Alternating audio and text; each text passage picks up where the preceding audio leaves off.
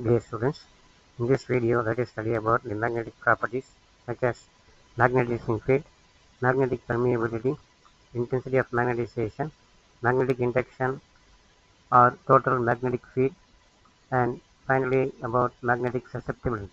Let us study about the magnetic properties. All materials are not magnetic in nature, and all the magnetic materials will not behave identically. So in order to differentiate one magnetic material from another, some basic parameters are to be used. What they are? Let us study one by one. First one is the magnetizing field. What is the magnetizing field? A magnetic field which is used to magnetize a sample or specimen is called as the magnetizing field. Magnetizing field is a vector quantity and is denoted by a letter H, and its unit is ampere per meter. Now, magnetic permeability. What is meant by magnetic permeability?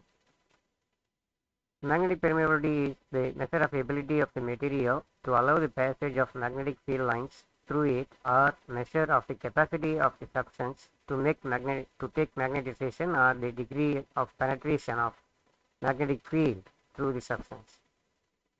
In free space, the permeability or absolute permeability is denoted by letter mu naught, and for any other medium it is denoted by mu. The relative permeability μr is defined as the ratio between absolute permeability of the medium to the permeability of free space. The relative permeability is given by the relation μr is equal to mu by mu naught, and mu naught is the permeability of free space. The relative permeability is a dimensionless number and that has no units.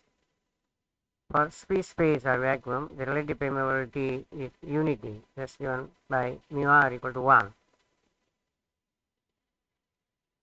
Next one is the intensity of magnetization. Any bulk material, any object of finite size that will contain a large number of atoms. Each atom consists of electrons, which you already know, and they will undergo orbital motion. Due to orbital motion, the electron has magnetic moment, which is a vector quantity.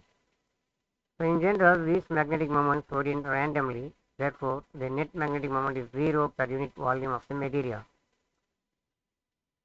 When such a material is kept in an external magnetic field, atomic dipoles are induced, and hence they will try to align partially or fully along the direction of the external field. The net magnetic moment per unit volume of the material is known as intensity of magnetization, and it is a vector quantity. Mathematically, it is given by this relation m is equal to magnetic moment by volume, that's equal to Pm vector by V. Also, SI unit of intensity of magnetization, that's given by ampere per meter. For a bar magnet of constant Qm, length 2L and the area of cross section A, the magnetic moment of the bar magnet is given by Pm equal to Qm into 2F, and volume of the bar magnet is given by V equal to A into 2L, more or less, or that's equal to 2LA. The intensity of magnetization for a bar magnet is given by M equal to magnetic moment by volume, that's equal to Qm by 2L, 2L vector by A.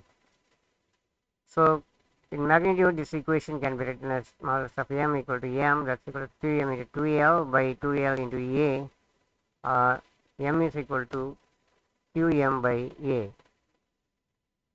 This means for a bar magnet, the intensity of magnetization can be defined as the pole strength per unit area, that's the phase area.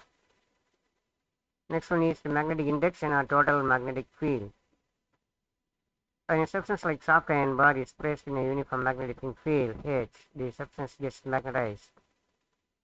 The magnetic induction, that's the total magnetic field inside the specimen B, is equal to the sum of the magnetic field B naught produced in vacuum due to the magnetic field, and the magnetic field Bm due to the induced magnetism of the substance.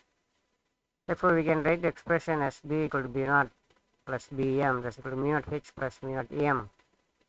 So B can be written as B naught plus Bm, that's equal to mu naught into H plus M. Next one is the magnetic susceptibility. What is this magnetic susceptibility? When a substance is kept in a magnetic field H, magnetic susceptibility gives information about how a material responds to the external magnetic field. In other words, the magnetic susceptibility measures how easily and how strongly a material can be magnetized. It is defined as the ratio of the intensity of magnetization M induced in the material to the magnetic field H. That is what given here. Psi M equal to M by H. It is a dimensionless quantity and the magnetic susceptibility for some of the isotopic substances that is given in this table for aluminum, copper, diamond, gold, mercury, silver, titanium, tungsten, carbon dioxide, and oxygen.